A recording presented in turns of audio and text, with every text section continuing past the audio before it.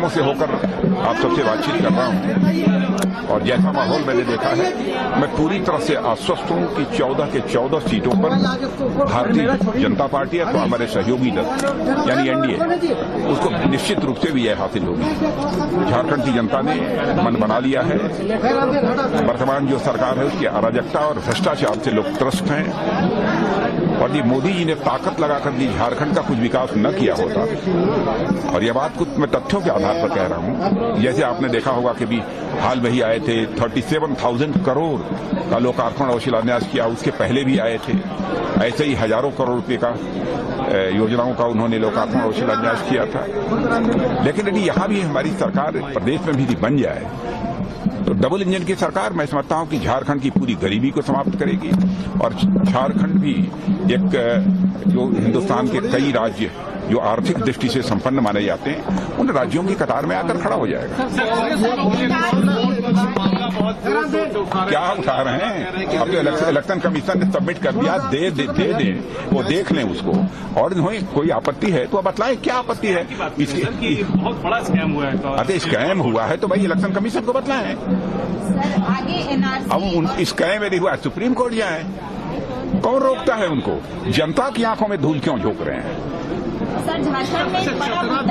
कांग्रेस के लोगों को भी समझना चाहिए कि अब देश की जनता हमारी राजनीतिक दृष्टि से, सामाजिक दृष्टि से, हर दृष्टि से काफी जागरूक हो चुकी है। केवल कुछ चंद तथाकथित आरोपों के माध्यम से देश की जनता को गुमराह नहीं किया जा सकता। सर, झारखंड में एनआरसी एक बड़ा मुद्दा रहा है, तो एनआरसी एक मुद्दा रहा है, धर्मांतरण जो है वो बड़े। अरे एनआरसी कौन सी बड़ी बात है? यह तो जो भारत के नागरिक है उनका रजिस्टर है। इसको आवश्यक हर चीज को लेकर जनता के अंदर भ्रम पैदा करने की कोशिश हमारे विपक्षी दलों द्वारा की जा रही है। सीएए जो लोकसभा चुनाव से ठीक पहले जो आप लोग ये अनाउंस कर रहे हैं, सिर्फ वोट बैंक की राजनीति के लिए आप लोगों ने सीएए का अनाउंसमेंट किया है। आचार संहिता से पहले आप इस तरह का देखिए, ऐसा है, यह बिल आज के कई साल पहले संसद में पारित हो चुका है, संसद के दोनों सदनों में। और उसका जो है नोटिफिकेशन अभी कई सारी प्रक्रियाएं होती हैं, कई प्रोसेस से गुजरना पड़ता है, तो अब जाकर उसका जो है हम लोगों ने नोटिफिकेशन किया है। किसी की नागरिकता तो इसमें जाती नहीं है। यह कानून जो है नागरिकता का कानून जो है, इसमें किसी की नागरिकता तो जाती नहीं है।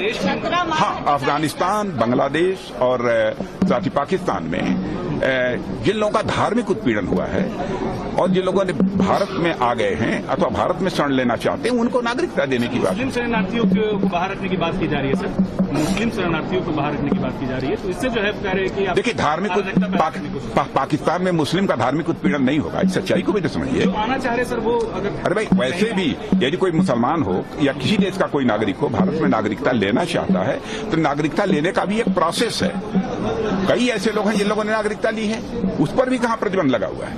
यह तो यह है कि तीनों देशों में जिन लोगों का धार्मिक उत्पीड़न हुआ है, धार्मिक उत्पीड़न के कारण यदि वह भारत आए हैं अथवा आना चाहते हैं, मैंने जो आए हुए हैं अभी तक दिसंबर 2014 के पहले तक, उनको जो है भारत की नागरिकता दी जाएगी। यही है नागरिकता। मुख्यमंत्री गायब हो गए थे 2 दिनों के लिए, लेकिन अब तो उन्हें चुनाव दोबारा से फिर से लड़ाने की तैयारी। अब जनता फैसला कर देगी। सर एक सवाल, देश के मुसलमानों को सीए से कोई खतरा नहीं है? ना, कोई खतरा नहीं है।